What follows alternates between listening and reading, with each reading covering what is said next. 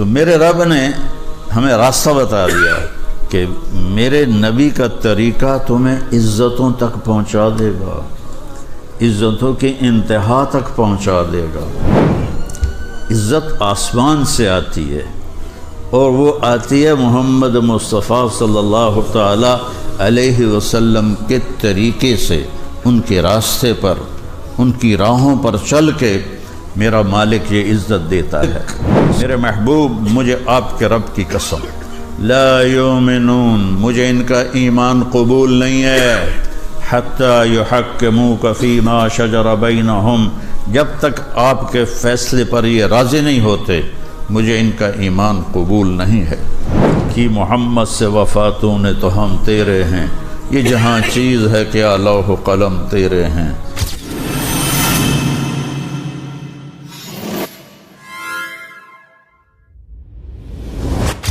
دنیا میں ہر انسان عزت کی زندگی گزارنا چاہتا ہے، یہ اس کی نیچر ہے، فطرت ہے،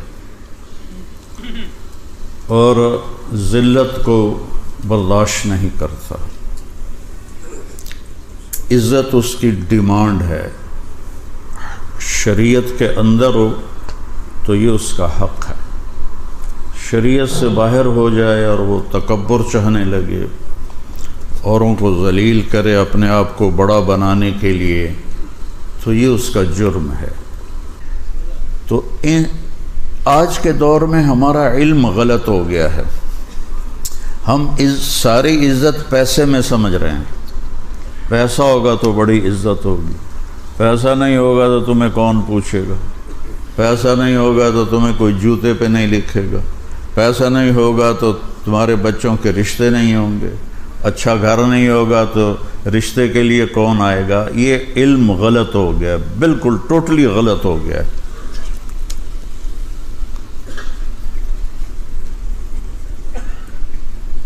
مسلم اور غیر مسلم دونوں ایک پچ پر کھڑے ہوئے ہیں کہ پیسہ ہے تو سب کچھ ہے، پیسہ نہیں تو کچھ بھی نہیں۔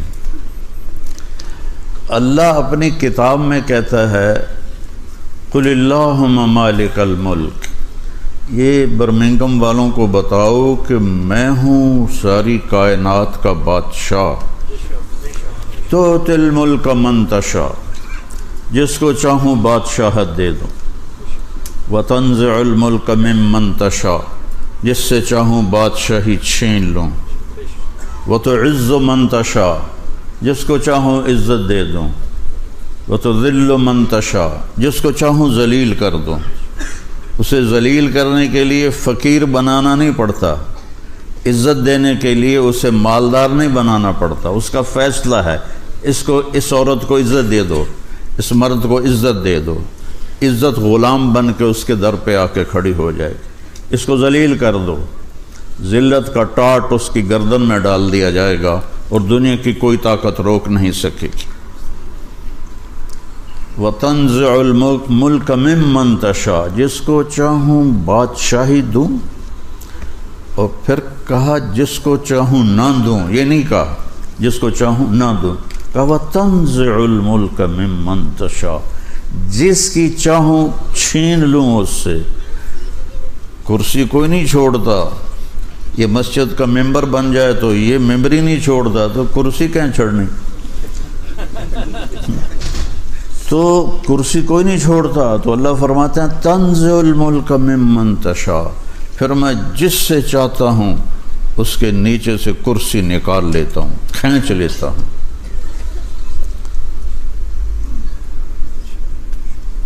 تو ساری کائنات پر اللہ بادشاہ ہے۔ ان الحکم الا للہ، صرف اللہ کی حکومت ہے اس کائنات میں۔ کب سے ہے؟ للہ الامر من قبل ومن بعد، جب کچھ بھی نہیں تھا تو اللہ کی حکومت تھی، جب کچھ نہ رہے گا تو اللہ کی حکومت رہے گی۔ آج جتنی بھی سائنس ہے حکومت اللہ کی ہے۔ ان الحکم الا للہ، صرف اور صرف اور صرف اکیلے اللہ بادشاہ کی حکومت ہے۔ دنیا میں کوئی یہ نہیں کہہ سکتا ہم جو چاہیں کر دیں۔ پیشاب روک کے دکھا دو، جو چاہیں کر دیں، ڈاریا لگاؤ ذرا روک کے بھی کھا دو، انشاءاللہ پتلون ساری توڑی بھر جائے گی۔ ایک اللہ ہے، یفعل اللہ ما یشاء، جو تیرا رب چاہتا ہے وہ ہوتا ہے۔ وما تشاءون الا ان یشاء اللہ رب العالمین، یہاں وہ ہوتا ہے جو تیرا اللہ چاہتا ہے۔ ان القوۃ للہ جمیعا، ساری طاقت اللہ کے ہاتھ میں ہے، ساری حکومت اللہ کے ہاتھ میں ہے، ساری زمینوں پر آسمانوں پر اللہ کا قبضہ ہے۔ یمسک السماوات والارض ان تزولا، زمین آسمان کو روکا ہوا ہے اللہ تعالیٰ نے، اگر اللہ تعالیٰ کی نظر ہٹ جائے تو یہ آپس میں ٹکرا کے تباہ و برباد ہو جائیں۔ الشمس تجری لمستقر لہا، سورج کو چلایا ہوا ہے، باندھا ہوا ہے اللہ تعالیٰ نے، 12 لاکھ گنا زمین سے بڑا ہے سورج، 12 لاکھ گنا بڑا ہے زمین سے سورج، اور گیسز ہیں، کوئی ٹھوس چیز نہیں، گیسز ہیں، اور 9 لاکھ کلومیٹر فی گھنٹہ اس کی رفتار ہے۔ تمہارے یہاں میل چلتے ہیں تو 6 لاکھ مائل فی گھنٹہ اس کی رفتار ہے، اور وہ گیسز ہیں۔ اور اللہ تعالیٰ فرما رہا ہے للشمس ينبغي لها ان تدرك القمر ولا الليل سابق النهار، سورج میں طاقت نہیں ہے کہ اپنی جگہ سے ذرا بھی ہٹ کے دکھا دے، چاند میں طاقت نہیں ہے کہ گھٹنا بڑھنا روک کے دکھا دے، ستاروں میں طاقت نہیں ہے کہ رک کے دکھا دے، ساری کائنات تو دوڑ رہی ہے، وَكُلٌّ فِي فَلَكٍ يَسْبَحُونَ، دوڑ رہے ہیں۔ وَالسَّمَاءَ بَنَيْنَاهَا بِأَيْدٍ وَإِنَّا لَمُوسِعُونَ، ہم نے آسمانوں کو کھڑا کیا اور ہم اس کو پھیلا رہے ہیں، پھیلا رہے ہیں، پھیلا رہے ہیں، یہ پھیلتی جا رہی کائنات، پھیلتی جا رہی ہے۔ تو مسلمان کا ذہن لا الہ الا اللہ ہے کہ سب کچھ میرے اللہ کا ہے، جو لا کہا وہ لا ہوا، وہ لا بھی اس میں لا ہوا، جز لا ہوا، کل لا ہوا، پھر کیا ہوا؟ اللہ ہوا۔ تو اللہ عزت دے، اللہ بادشاہی، اللہ نے بہت سو فرعون کو حکومت دی، نمرود کو حکومت دی، حکومت تو جس کو چاہے دے دے، عزت یہاں سے آتی ہے، یہاں سے، دل سے۔ تو اللہ تعالیٰ نے اس کا ایک قانون بتایا ہے، پہلے یہ ذہن بنایا کہ یہاں سب کچھ تیرے رب کے ہاتھ میں۔ هو الذی سخر البحر، سمندروں کو قابو کیا ہوا ہے۔ کون ہے جو سمندر کی موجوں کو کنارے پہ آ کے روک کے دکھا دیتا ہے؟ کون ہے وہ؟ کون ہے جو پانی کو بھاپ بنا کے اٹھاتا ہے؟ اگر سمندر کا پانی کڑوا نہ ہوتا تو دنیا میں بارش نہ ہوتی، بارش نہ ہوتی۔ اگر سمندر کا پانی میٹھا ہوتا تو پوری دنیا میں اس پانی کی بدبو سے دنیا مر جاتی۔ تم تو ویسے ہی چاروں طرف سمندر میں ہو، تنوں تو پہلے ہلے چوس لے جانا ہے۔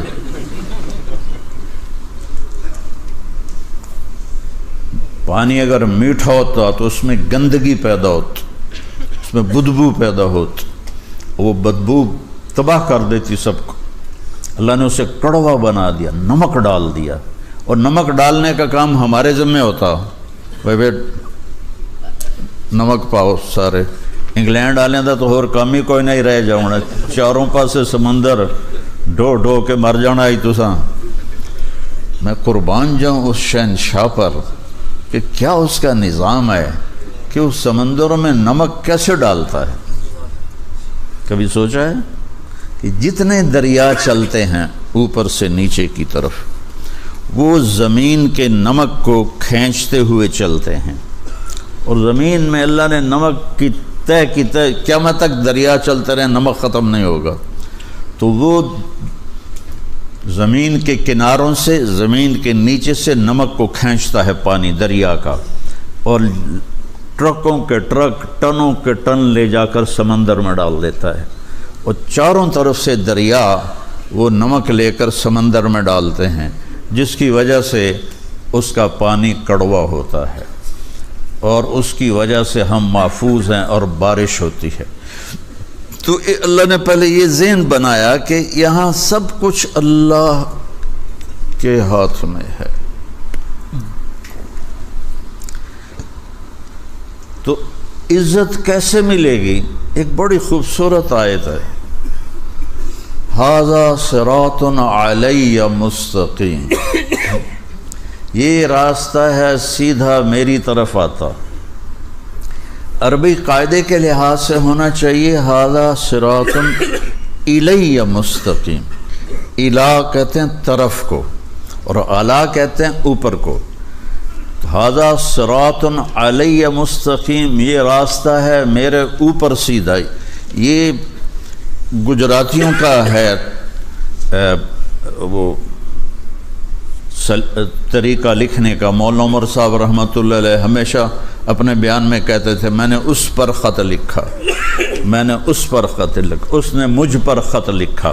وہ گجراتی میں ایسے ہی ہوگا تھا، اس کو وہ اردو میں ویسے ہی ڈھال دیتے تھے، میں نے اس پر خط لکھا۔ ہمارے لیے تو عجیب سا لگتا ہے نا بھئی وہ دوتے کی پائی ہو۔ یہاں ھذا صراط الی مستقیم، یہ راستہ ہے میری طرف سیدھا، لیکن اللہ لائے ہیں علی مستقیم۔ تو اس میں اللہ تعالیٰ نے بہت خوبصورت مطلب سمجھایا ہے، بہت خوبصورت، کہ میری طرف جو راستہ آتا ہے اس میں عزت چھپی ہوئی ہے۔ تو اگر الہ کہتے تو یہ مطلب نہ ادا ہوتا۔ اعلیٰ بلندی کے معنی میں ہوتا ہے، بلندی کے معنی میں ہوتا ہے۔ تو میرا اللہ کہہ رہا علی مستقیم، اگر میرے راستے پر چلو گے تو یہ راستہ تمہیں بلندیوں تک پہنچا دے گا، عزتوں تک پہنچا دے گا، اور ساری بلندیاں نیچے رہ جائیں گی اور تم سب سے اوپر ہو جاؤ گے اگر میرے راستے پر چلو گے۔ اور میرے رب کا راستہ کیا ہے؟ وہ ہے محمد الرسول اللہ۔ اس لیے میں نے آیت پڑھی تھی خطبے میں، فلا وربک، میرے محبوب مجھے آپ کے رب کی قسم۔ یہ کیا عجیب قسم ہے،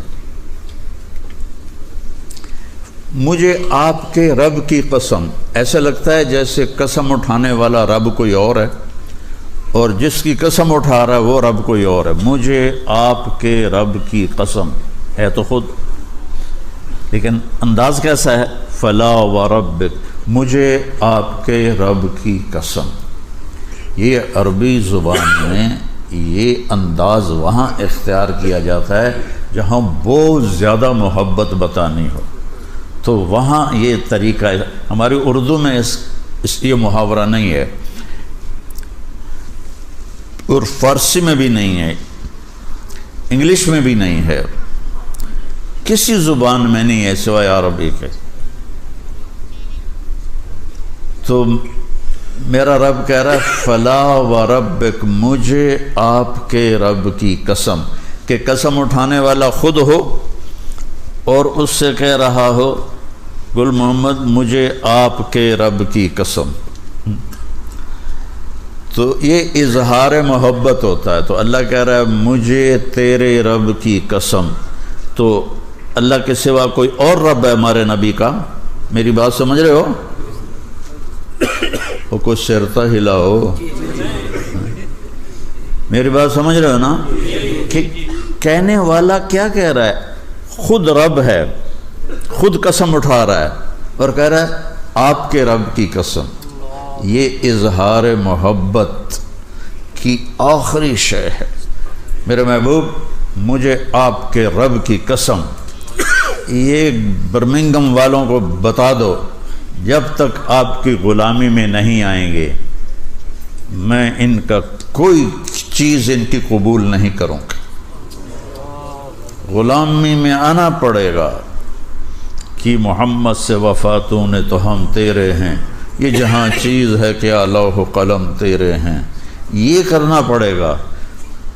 فلا وربک، میرے محبوب مجھے آپ کے رب کی قسم، لا یؤمنون، مجھے ان کا ایمان قبول نہیں ہے، حتی یحکموک فیما شجر بینہم، جب تک آپ کے فیصلے پر یہ راضی نہیں ہوتے مجھے ان کا ایمان قبول نہیں ہے۔ تو میرے رب نے ہمیں راستہ بتا دیا کہ میرے نبی کا طریقہ تمہیں عزتوں تک پہنچا دے گا، عزتوں کی انتہا تک پہنچا دے گا۔ حضرت سفینہ رضی اللہ تعالیٰ عنہ ایک صحابی ہیں، جنگ میں قید ہو گئے روم کی، تو ایک رات موقع پا کے نکلے اور بھاگے، آگے دریا تھا، دریا پار کیا، اب آگے پتہ نہیں جانا کدھر ہے، سامنے شیر آ گیا، شیر نے تھوڑی اپنی آواز نکالی، دھاڑا، تو وہ کہتے ہیں ایھا الاسد، آپ تو کہو گے کہ مولوی صاحب پتہ نہیں کی گلاں کیتی جاندا ہے، یہ ہوا ہے، اے موبائل نہیں توڑا گلاں کردا، کبھی کسی نے سوچا تھا 30 سال پہلے؟ تو وہ تار جڑا ہوا تھا اللہ سے، ایھا الاسد انا مولا رسول اللہ صلی اللہ علیہ وسلم، اے شیر میں اللہ کے نبی کا غلام ہوں، مجھے راستہ دکھا۔ تو شیر جعل یبسبس، یبسبس ہوتا ہے کیسے اپنی دم ہلانا، دم ہلانا ہوں ہوں ہوں ہوں ہوں ہوں ہوں کرنا، جیسے گھر میں پالتو کتے اور ایسے اپنی دم ہلاتے ہیں، تو شیر ان کو آ کے ایسے اس نے دھکا دیا اور اپنی دم ہلانے لگا اور آگے چل پڑا، چلتے چلتے چلتے چلتے جہاں صحابہ کا لشکر موجود تھا وہاں جا کے پہنچا کے پھر کھڑا ہو کے ایسے دیکھنے لگا، جی ہن چھٹی ہے چلا جاؤں، انہوں نے فرمایا اذهب جا، وہ واپس چلا گیا۔ یہ عزت ملی ہے در مصطفیٰ سے۔